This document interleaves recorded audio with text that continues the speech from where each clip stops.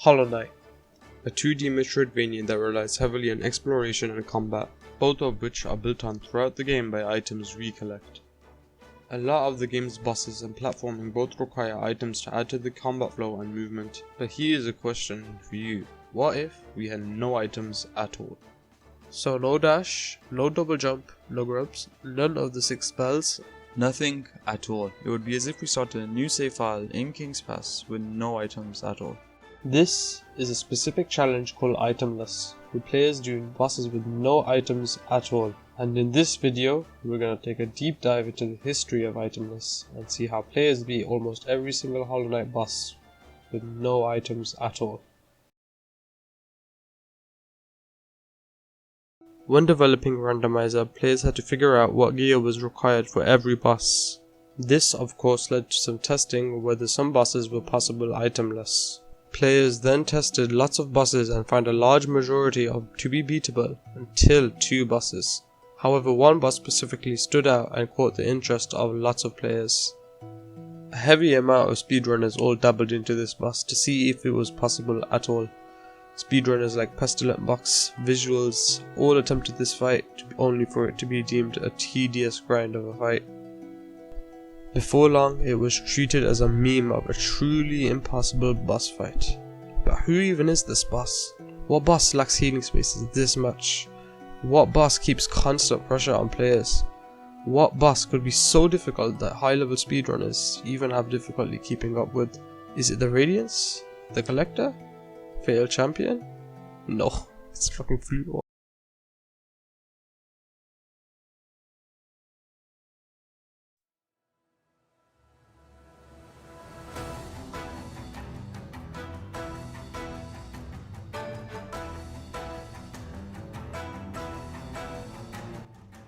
Each nail hit with the old nail deals 5 damage.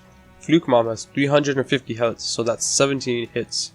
However, each Flukline, which Fluk Mom spawns 2 at a time, can take 3 hits to kill. That is pretty absurd considering they take knockback as well. Which is another problem with the Fluk flies, as they get out of nail range when hit, making it take much more longer to deal with them, as you don't have Mark of Pride or Quick Slash. This is much more dangerous, especially with Fluk Mom spawning more Fluk flies on a time-based limit, meaning the longer you take to kill them, the next wave will spawn, making it much more harder to actually damage Fluk Mom herself. They can also be janky in terms of knockback when hit against platforms, making it much more easier for them to hit you, and for you to make mistakes when dealing against them, hence why they are much more harder to kill in itemless, meaning they become a bigger threat than Fluk Mom herself. This means most of the fight is surviving against the Fluk flies and trying to sneak in hits against Fluk Mom, instead of the usual speed kills people try and do. This made the fight excruciatingly long due to it being a game of survival, so not many players gave it any attention or real attempts. However, this slightly changed when there was a $10 bounty by Shiga on Reddit to add some incentive towards beating it. The addition of a bounty is what intrigued players on Reddit into attempting this. However, in the end, players gave up and no one deemed it a worthwhile grind. 5 masks and an old nail just was not enough for the boss. However, this remained like this until the Godmaster DLC, where this one player started attempts on this boss. Some of you might know the name General Milky from Scurry's video on the hardest Hollow Knight speedrun. For those who don't, Milky is someone who completed the first God Home ending low percent run and has done other crazy stuff like 5,000 zotes in the Eternal Ordeal and much more. He's done some pretty other insane stuff, like one time he spammed my YouTube feed with Isaac videos, so I called him his original name to piss him off, but otherwise, he's a pretty cool dude. Anyways, up to this point, Milky had done some notable achievements, the most notable being the first to do Pantheon 5 with all bindings. It was after completing Pantheon 5 all bindings, Milky had a lot of confidence to try Fluk Mom itemless, as he was intrigued by the fact he had a bounty and it was deemed impossible by a lot of the community. He then started attempts, however he did the whole of God's version, which was actually much more difficult than the version people had been attempting up to this point, mainly due to the fact this version of Fluk Mom on a toon difficulty has 500 HP, so it's 100 nail hits compared to the 70 nail hits before in the overworld. However, Milky just preferred the quality of life here, making it much more easy to reattempt. After a couple dozen tries, Milky was beginning to give up as it really seemed impossible, until this happened.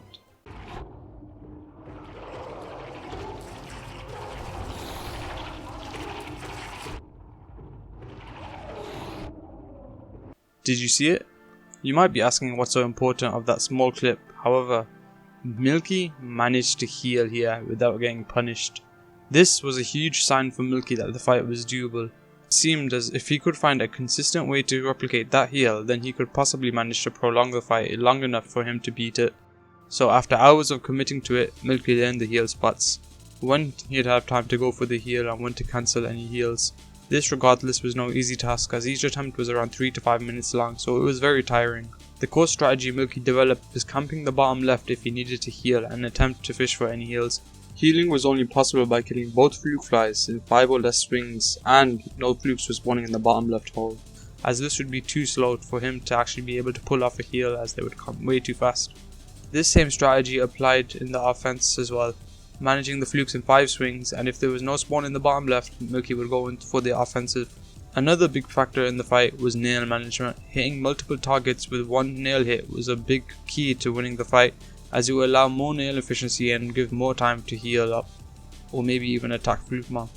By having a core focus on healing, this allowed Milky to prolong the fight long enough for him to be able to cover any mistakes and damage Fluk Mom so that she would die first before he would. And after 16 hours of attempts, it was done. After a 5-minute fight of defending against flukes while damaging Fluk Mom was managed to be beaten.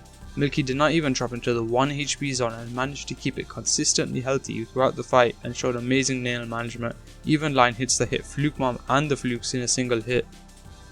And so it was done. Hollow Knight's impossible itemless boss was defeated. What bosses were left to beat itemless? Well, first, there's the Radiance, a boss that was considered impossible mainly because you cannot reach the challenge platform without wings or claw, meaning you cannot initiate the fight at all. However, that was not the only impossible boss left. With the several DLC updates, some new bosses were added.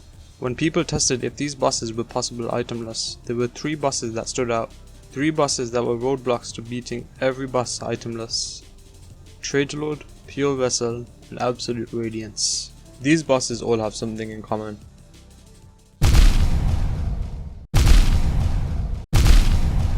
Now that's a lot of damage! Yep, all these bosses dealt 2 masks damage. With 5 masks and no movement, healing is extremely difficult in these fights as they are very fast paced. So let's take a look at how players managed to defeat all 3 of these bosses itemless, starting with the first one, Traitor Lord. After the Lifeblood update, Traitor Lord gained a new shockwave attack and additionally dealt 2 masks instead of 1 with its charge attack.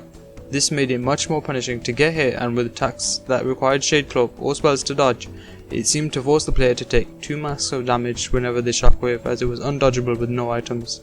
This made people deem the fight as a big itemless hurdle, as it would be constant battling and Traitor Lord lacks heal spots with itemless. After beating Fluk Mom itemless, Milky then tried taking on the rest of the difficult itemless bosses. He started with the Traitor Lord and managed to find some discoveries towards beating it. Milky found if Traitor Lord does 2 consecutive dash attacks, he will do an air dash next. This was very useful early on in the fight, and if you took a damage and needed to heal, it was a very simple pattern to notice. However, the downside with this strategy is that once Traitor Lord reached the threshold to start doing his shockwave attack, it was then possible for him to start using that instead of his air dash, hence making the strategy inconsistent and RNG. After this, Milky then gave up on the fight as it seemed impossible or RNG dependent, leaving the boss to not be beaten for a small while. However, this remained this way until a player called Neo Exilirus started looking into the fight. Some of you might recognize Neo Exilirus from Fireborn's channel on his Any Radiance video. He is someone who beat Any Radiance 2.0, did Any Radiance challenges like Nail only, and has done a lot more Hollow Knight challenges. At this point, Neo had beaten Any Radiance and saw how Milky was attempting to beat all the bosses itemless and was struggling with Traitor Lord, so he then tried giving it a shot. After 13 hours of digging into the fight and attempting it, Neo managed to defeat Traitor Lord itemless. Let's take a look at the strategies he found and how he beat it. Traitor Lord starts doing his shockwave attack once he reaches a specific HP threshold. Until this point, Neo would mainly focus on damage. He would abuse the heal strategy Milky found before and also abuse the ring attack Traitor Lord did if the player was at a specific distance from him. Neo found that you can abuse this attack if you stood at a specific distance so that the rings would not be able to touch you. meaning you can heal through it, allowing you to recover much more easily than before, as you would not have to rely on him doing 2 dashes in a row. And you can also do this strategy in the second phase. Neo also focused on staying close to Traitor Lord, as contact damage with Traitor Lord only dealt 1 mask as opposed to the double mask damage. This helped reduce the punish, making it much more easier to out-heal the damage, hence allowing him to prolong the fight long enough to kill Traitor Lord. Neo also found keeping Traitor Lord in a corner would allow him to make contact damage much more easily, however this relied on a bit of luck, as Traitor Lord would have to use attacks that would make him stay in the corner. After a lot of grinding, Neo managed to defeat Traitor Lord, knocking another boss down off the impossible boss list. The next boss on the list was Pure Vessel.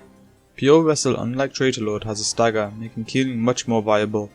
However, the 2 mask damage and no dash made it much more difficult to manage the daggers and parries of Pure Vessel. With 1600 HP, each fight would last a long while only to be shut down quickly due to the 2 mask damage. However, this is not the main issue. The main difficulty with itemless Pure Vessel were the void tendrils. Without dash or double jump, it was much more harder to dodge this attack, and due to Pure Vessel teleporting to the other side of the room when doing this attack, it made it much more difficult to deal with it. All this resulted in a long fight over 6 minutes long, with each attempt requiring large amounts of focus and perfection. Milky, after attempting Fluk Mom and Traitor Lord, gave this a boss a go, and was stumped from the void tendrils attack and the little room for error in this fight, hence was unable to defeat it. However, this changed when a player called Matt was looking for a break from P5 hitless and speedrunning.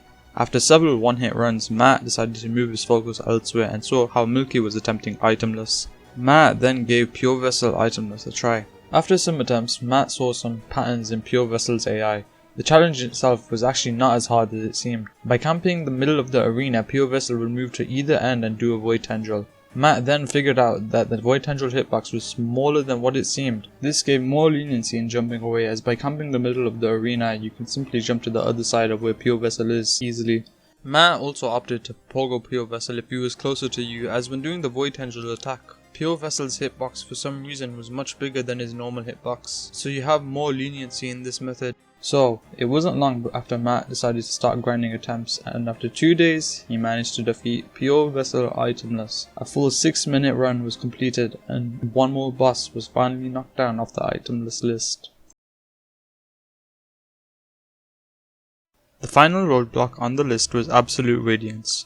This boss also dealt double damage, but similar to Traitor Lord, it also had undodgeable attacks, for example the laser wall. However, this could be easily mitigated compared to Traitor Lord, as you could just jump into the void. So what was it that made this boss impossible? Well, the main roadblock lies in the climb phase, as you need to damage tank into the void to respawn on higher platforms. This means you need more than 5 health to even get up to the middle section of the platforms. And even then, let's say you did Pantheon 5 itemless and got a bunch of lifeblood stacked up. It would still be pointless, as you would need wings or claw to continue up the 2 platforms near the top.